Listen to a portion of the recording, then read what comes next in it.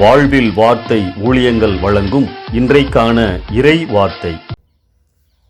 இயேசு கிறிஸ்துவின் இணையற்ற நாமத்தில் இந்த காலை வேளையிலே மகிழ்ச்சியோடு உங்களை வாழ்த்துகிறேன். இன்றைக்கான இறை வார்த்தையில் ஆண்டவருடைய வார்த்தைகளை நாம் தியானிக்கலாம். கர்த்தர் உங்களுக்காக யுத்தம் பண்ணுவார், நீங்கள் சும்மா இருப்பீர்கள். யாத்திராகமம் 14:14. எவ்வளவு உற்சாகமான ஆறுதலான வார்த்தை இது. இந்த வசனத்திலே ஆண்டவர் நம்மேல் வைத்திருக்கின்ற கரிசனையையும் அவருடைய அன்பையும் தோற்கடிக்க முடியாத அவருடைய வல்லமையையும் நாம் உணர்ந்து கொள்ள முடியும். இஸ்ரவேல் மக்கள் செங்கடல் முன்பதாக நிற்கின்றார்கள். பின்னால் பார்வோனுடைய சேனை அவர்களை விரட்டி கொண்டு வருகின்றது. எங்கே செல்லுவோம், தப்பிக்க வழியில்லையே என்று சொல்லி திகைத்து நின்ற பொழுதுதான் இந்த வார்த்தை அவர்களுக்கு வருகின்றது. எவ்வளவு உற்சாகமான வார்த்தை! நம்முடைய வாழ்க்கையிலும் கூட வழி இல்லையே, வாய்ப்புகள் இல்லையே, என்ன செய்வது என்று சொல்லி திகைக்கின்ற நேரங்களில் ஆண்டவர் இப்படியாக நம்மையும் தேற்ற முடியும், நமக்காக காரியங்களை செய்ய முடியும் என்று சொல்லி நாம் விசுவாசிக்க வேண்டும். இந்த பழைய ஏற்பாட்டு சம்பவத்திற்கு இணையாக புதிய ஏற்பாட்டிலும் ஒரு நிகழ்வை நாம் பார்க்க முடியும். அப்போஸ்தலர் 12ஆம் அதிகாரத்திலே பேதுரு மரண தண்டனை கைதியாக சிறையில் இருக்கிறார். விடிந்தால் மரணம் நிச்சயம். சபையார் ஜெபிக்கிறார்கள்.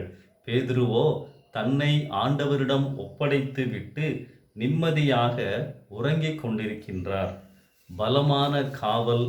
ஆனால் அப்போஸ்தலர் 12ஆம் அதிகாரம் 10ஆம் வசனத்தை கவனியுங்கள். இரும்பு கதவண்டையிலே வந்த பொழுது அது தானாய் அவர்களுக்கு திறவுண்டது. ஆம் அன்பானவர்களே, ஆண்டவருடைய பிரசன்னம் உங்களோடு இருக்கும் பொழுது உங்கள் தடைகள் தானாக விலகும். ஆண்டவர் உங்களுக்காக யுத்தம் பண்ணுவார். இதை கேட்டுக்கொண்டிருக்கின்ற எனக்கு அன்பான சகோதரனே, சகோதரியே, உங்களுடைய வாழ்க்கையிலே, உங்கள் வேலையிலே, உங்களுடைய பிள்ளைகளின் திருமண காரியங்களிலே, உங்கள் வியாபாரங்களிலே, உங்கள் சரீரத்திலே, உங்கள் ஊழிய பாதையிலே தடைகள் இருக்கிறதா? கலங்காதிருங்கள். ஆண்டவர் உங்களோடு இருக்கிறார். ஜெபமும் அர்ப்பணிப்பும் உங்கள் வாழ்க்கையிலே இருக்கின்ற தடைகளை நீக்கும். வல்லமையின் தேவன் நம்மோடு இருக்கிறார். சிங்கக்கவியிலே தானியேலை பாதுகாத்த ஆண்டவர் நம்மோடு இருக்கின்றார். அப்போஸ்தலர் 12ஆம் அதிகாரத்திலே காலையிலே மரணம் என்று தெரிந்திருந்தாலும் கூட பேதுரு ஆண்டவரிடத்திலே தன்னை ஒப்படைத்து விட்டு நல்ல உறக்கத்திலே இருந்தார். இதுதான் ஆண்டவருடைய பிள்ளைகளுக்கும் உலக பிரகாரமானவர்களுக்கும் உள்ள வித்தியாசம். ஆண்டவர் என்னோடு இருப்பார் என்று சொன்னால் நான் கலங்க மாட்டேன். நம் தடைகள் ஏற்ற நேரத்தில் தானாய் விலகும்.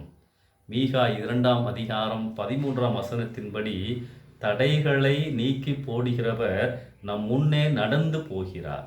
அன்பானவர்களே, நம்பிக்கையோடு அவரை பின் செல்வோம். நம் தடைகள் எதுவாய் இருந்தாலும் தானாய் விலகும். இந்த நம்பிக்கையோடு இந்த நாளை ஆரம்பிப்போம். கர்த்தர் உங்களை நடத்துவாராக. ஆமென்.